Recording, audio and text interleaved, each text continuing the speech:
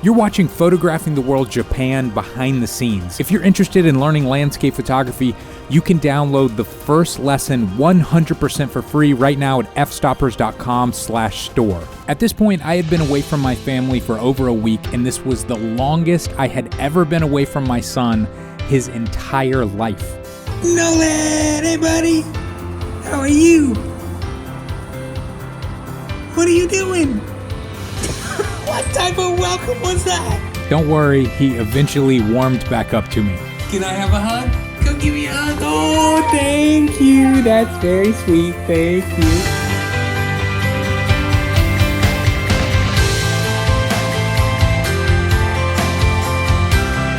Alright, what sound does a cat make?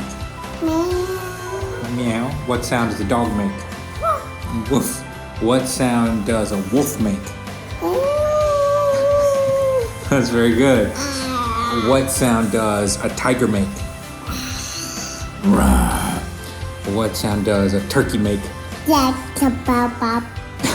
That morning, I got to hang out with the family, and then Alaya came over to film the gear section of the tutorial. At the start of these tutorials, I always like to go into the gear, but it's been a while, and everything has changed. Cameras have changed, the lenses have changed, our editing techniques have changed. So it's a good time to kind of catch up and see all the items that I'll be carrying around in my bag. Let's start with the camera. This is the Fujifilm GFX 100S. It's a 100 megapixel medium format camera in a fairly compact shape. It also allows me to capture images at 16-bit, which is incredible for color detail. The attached lens is sort of the medium range lens that they have. It's a little confusing. It's 32 to 64. Medium format is a larger sensor, but since the sensor size is bigger, you kind of just knock 20% off of that. All right, we just wrapped up gear. We did. Yep. And it'll look seamless when you put it together, but you won't hear me complaining that I hate doing gear stuff, because I hate doing gear stuff. The twisty bits, the whatever, the knobs, the things, the micro adapter, this. It's just a fucking lens, man. Use it. It is interesting that, I have filmed many tutorials with many professional photographers, and almost none of them care about gear. At the beginning of everybody's career, everybody's obsessed with gear. It's like this exciting thing, and it's all, you think like the reason I'm not good is because I don't have blah, blah, blah, blah, blah. But then you reach a certain point, and to be fair, you reach a certain point where you have the best gear, like Alaya, or you just really don't care at all. You're like, I could use this, you could hand me any camera, I'm gonna do the exact same thing, and it's gonna look the same once it runs through Photoshop. This feels very much like New York at Christmas time. Just in this area. I've been excited for years to try genuine Japanese Wagyu beef, so we went in search of a high-end steak restaurant. All right, we just got turned away. That was a very fancy steakhouse. They claimed that there were no seats available without a reservation, which could be true, but probably it's just the way we look. All right, we're at location number 2. This also is very fancy. Here she comes. Let's see. It's fully booked? Yeah. Okay. We finally found a Wagyu steak restaurant, but we failed to look at the prices. I think it's like $150 per person. All right, here we go. First bite of the first course. No, it's really good. I'm laughing just because I've never had melon with steak on it, but it's really good. Better than I thought it would be. Yeah. I think we're about to pay a ridiculous amount of money for this meal, but it's a good start. Japanese whiskey. Don't like that as much, but it's okay. What do you think? I feel like it's steak tartare. It's just straight up raw steak. Seems like it. I like it, but kind of just tastes like raw steak. All right, this is the special Wagyu dish. Okay, that's good. Does it taste like $150? 150 of my dollars or 150 of your dollars is the question. That's always the question. All right, this is what we came for. Isaac, have the first bite. Okay. Isaac is the true steak connoisseur here. It's a nice steak. That's really unique. It is the softest steak I've ever had. That's good. But that was the most tender, soft steak, and it was the only steak I've ever eaten where you could just eat the fat and it tasted edible and you could chew right through it. I mean, I was like cutting it with a fork. It was incredibly expensive. I did not want to spend that much, but the steak was so good and so unique that I don't fully regret spending that money because I really enjoyed it. You gotta try it for yourself. It's hard to explain, but it was almost not steak. It was like a different food item. It was almost like a butter. It was like a meat butter. Yeah. Well, eating meat butter has its consequences. Last night at 1 a.m., I woke up with absolutely unbelievable diarrhea. So keep that in mind before you spend hundreds of dollars for raw meat. This video is sponsored by ClickASnap, which is a brand new social media platform. It's one part Instagram, one part Shutterstock, and one part Google AdSense all wrapped into one. The most unique element of ClickASnap is that you get paid up to $9 for every 1,000 views your images get, which is honestly much more than we get paid on YouTube. And if you want, you can choose to sell your photos on the platform as well. Unlike every other social media platform, with ClickASnap, you don't have to give up your image rights, you don't have to figure out how to game some algorithm, and there's no data harvesting or selling to third-party entities. If you're a photographer looking for a new way to display your work while also making money, join ClickASnap in the link below. So I am currently at the Shibuya Scramble, which apparently is the largest crosswalk on Earth. More people cross this street at once than anywhere on the planet. And I'm currently shooting B-roll before I meet Alaya in this building right here. Apparently we're gonna be going to the top of that building and shooting down on this square. The other interesting thing is there's a Starbucks right here that also seems to have a good view. So I'm gonna head in there.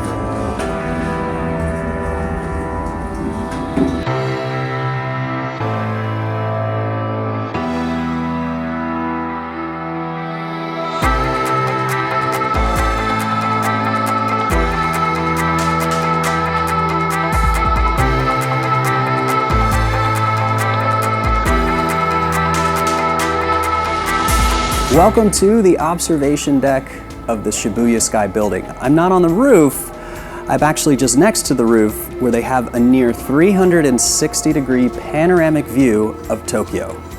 After spending a few days up here exploring, this is beautiful, that's beautiful, you have the gardens, you have the skyscrapers, you can do top-down things that feel like vertigo, telephoto. There are so many things you can do here all throughout the day at the golden hour, the blue hour, and full night. But there's one spot that's a little tricky to get, but I think it's one of the coolest views of the Shibuya crossing.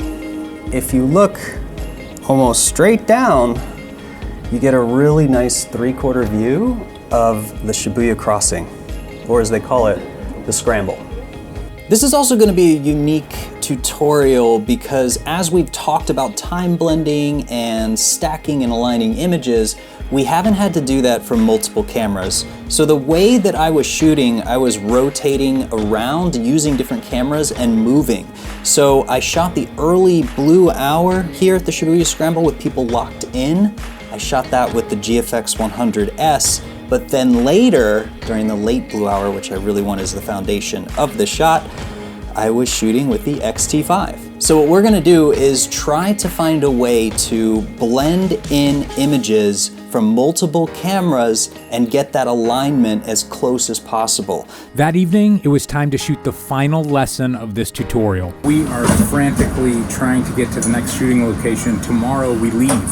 So this is our last chance to get this lesson. All right, we got so lucky. We both got the front seats of the train. So we got some amazing shots of the train going across the bridge.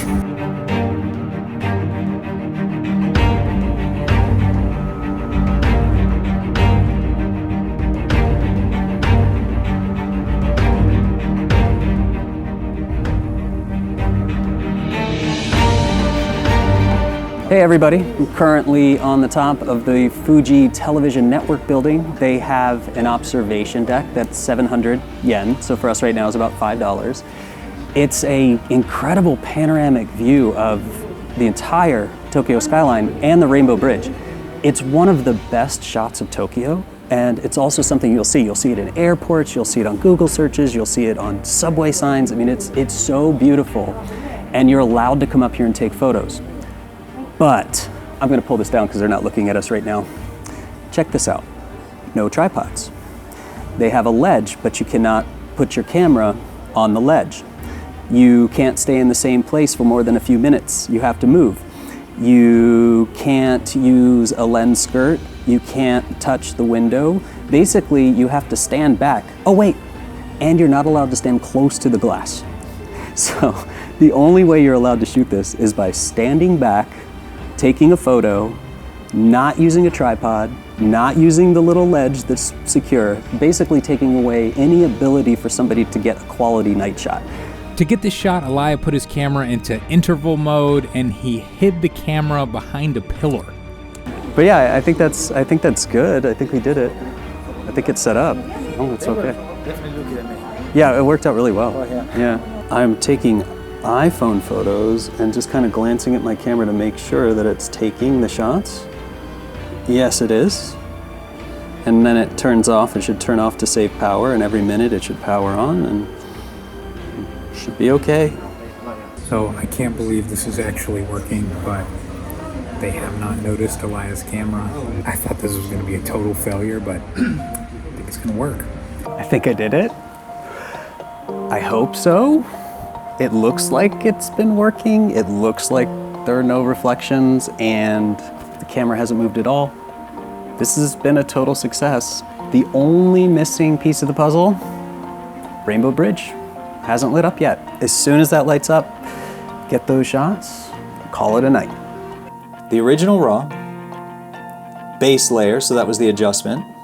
Then the city lights, an adjustment in Radiant Photo, the bridge lights, the islands, the tower, an adjustment on the tower, object removal, and we went into the adjustment, and then we made another adjustment to get rid of everything, brought that sky in, and did a final contrast pass. So in a quick, I don't know, 20, 30 minutes or so, we were able to take this to this. And just like that, after a month of shooting, we finally wrapped up shooting the on-location portion of this tutorial. So I have now been in Japan for a month. I have not bought a single item other than food. I have a few hours before my flight. I'm gonna go down to this road that is famous for knives, and I am going to see if I can find some beautiful handmade knife. I bought 4 knives, 3 of which I'm going to give away as gifts, and my jiu-jitsu instructor, he's been hounding me about getting him something from Japan, so I think he's one of the few people who will actually appreciate this knife. Let's see if he likes it. Oh my goodness! You want me to open it now? Open it right now. Damn, yo, my goodness. Well guys, we have officially finished photographing the world behind the scenes. As you guys can tell, this is a very small project. We are paying for this, filming this, editing this all ourselves. If you're interested in landscape photography and you want to help support small creators like us, head over to fstoppers.com/store. You can check out all of the Photographing the World tutorials that we've done with Elia, but definitely check out Photographing the World Japan. If you buy the tutorial now, we'll throw in any other Photographing the World tutorial totally for free. And if you don't want to spend any money, you can download the first chapter 100% for free.